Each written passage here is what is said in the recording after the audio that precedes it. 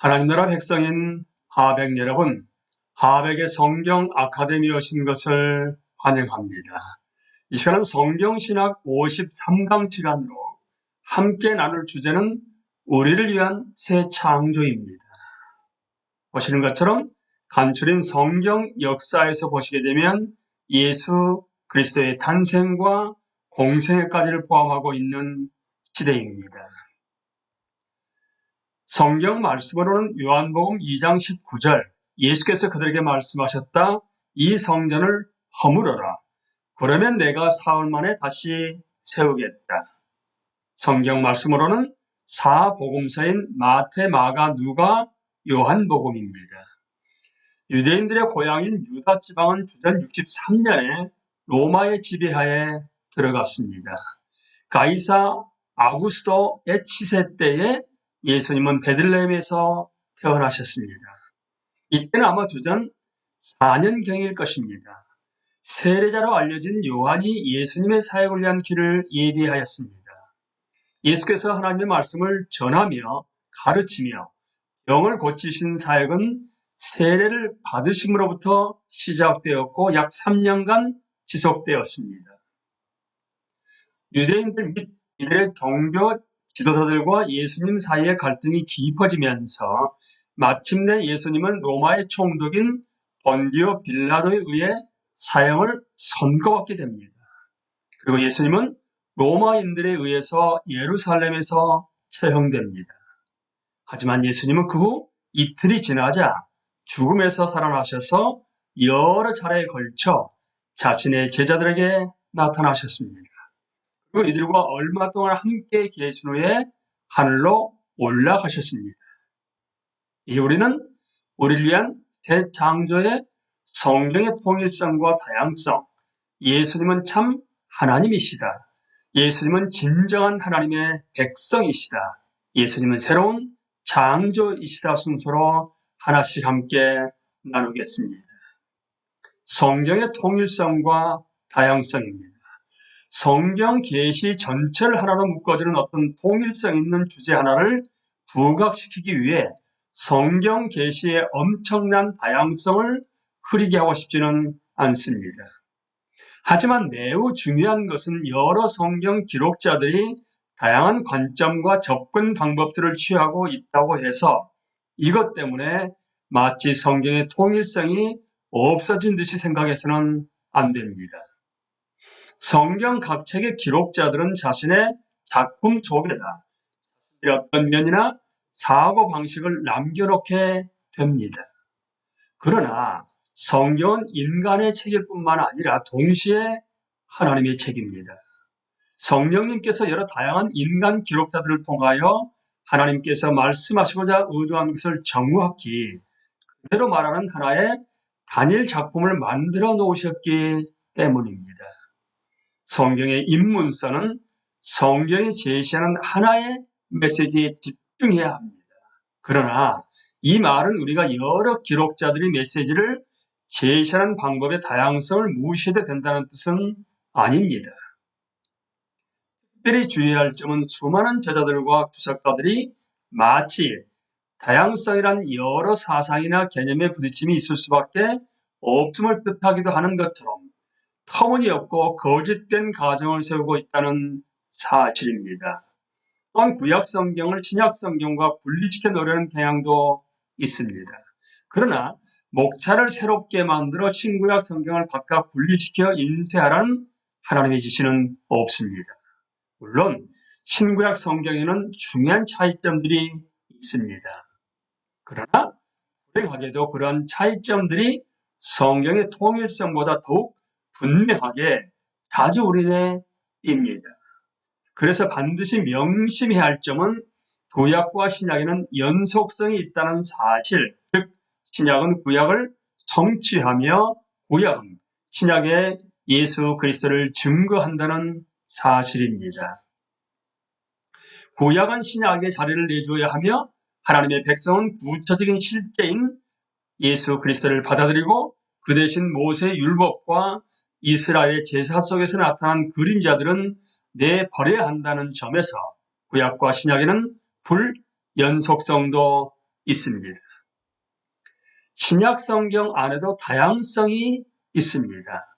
사복음서는 본질적으로 동일한 이야기를 말하고 있습니다만 각각 강조점이 다르며 예수님의 생애와 사역에 관한 세부 사항들도 각각 다른 것을 선택하고 있습니다. 서신서들도 그 편지의 수신자가 되는 회중의 삶에 특별하게 필요한 것이 무엇인지를 말하면서 자주 관심을 다양하게 보이고 있습니다. 다시 말씀드리지만 이러한 다양성 때문에 성경 전체를 하나로 묶어주는 요소가 되는 중심 메시지, 즉 예수 그리스도에 관한 메시지가 일그러진 것은 아닙니다. 신약 성경에는 예수 그리스도 그분과 그분의 사역에 일치하지 않는 가르침이란 없습니다. 성경의 통일성과 다양성은 계시가 예수 그리스도에게 집중되는 하나의 주제를 가지고 있다는 사실과 이 주제를 제시할 때 강조점이 다양하게 드러난다는 사실에서 알 수 있습니다. 이제 우리는 예수님은 참 하나님이시라로 넘어갑니다. 여러분은 저자인 그레암 골드워디가 성경을 하나로 묶어주는 통일적인 주제들 중 하나로서 새 창조 또는 거듭남을 강조하겠다는 점을 기억해야만 합니다. 그런데 이것과 짝을 이루는 주제가 있는데 그것은 무엇이냐 하게 되면 하나님과 그분의 백성 그리고 창조 질서가 모두 완전한 관계를 이루고 있는 하나님 나라라는 사상입니다. 원래 창조 또는 만물이 처음 태어난 것은 에덴에서 하나님의 나라가 세워졌음을 계시해주는 결과를 낳았습니다. 그리고 타락 또는 퇴보는 하나님과 그분의 백성과 세상 간의 관계를 혼란케 함으로써 하나님 나라의 말소를 초래하였습니다. 이어서 구원 계시는 하나님 나라의 거듭남 또는 회복을 향한 전진 과정을 보여주었습니다. 예수 그리스도 안에 나타난 새로운 계시의 중요성은 아무리 강조해도 지나치지 않을 것입니다. 예수 그리스도는 하나님의 마지막 계시이며 가장 충만한 계시입니다. 제자들은 구약 성경을 통해서 그 복음의 성격을 이해하고 있었어야 했습니다만 사실 그러하지 못했습니다. 이런 까닭에 예수님은 구약 성경의 모든 기도들을 성취하시는 것입니다. 그러나 또 다른 의미에서 그분은 그러한 기도들을 전혀 예상하지 못할 놀랄만한 방법으로 성취하십니다. 그래서 아무도 그분이 하나님 나라를 가져오시는 방법을 충분히 예견할 수 없었습니다. 선지자들의 종말론에는 온갖 종류의 방법들과 이미지들이 사용되고 있습니다. 어떤 것들은 상당히 상징적이며 또 어떤 것들은 이스라엘의 실제 역사적 경험에 가까운데 어쨌든 이 모든 것들이 하나님 나라의 도래를 다양한 각도에서 제시하고 있습니다. 그분은 여전히 흩어져 살고 있는 자신의 백성을 약속의 땅으로 돌아오도록 회복시키시며 로마인들과 다른 적들을 내쫓으셔서 예루살렘과 성전을 전무후무하게 영광스러운 모습으로 다시 세우시며 백성들을 땅 위의 모든 나라들로부터 모아서 하나님 나라로 들이시며 약한 자와 믿지 않은 자들을 심판하시며 무엇보다도 예루살렘에 다스리시는 다윗계의 왕을 통하여 하나님 나라의 영광스러운 다스림을 확립하실 것입니다. 그렇게 되면 예루살렘은 모든 민족들과 피조물과 만물이 완벽한 조화를 이루게 되는 새 땅의 중심지가 될 것입니다. 유대인들이 이렇게 생각했을 것이라는 점은 우리로서 이해할 만한 일입니다.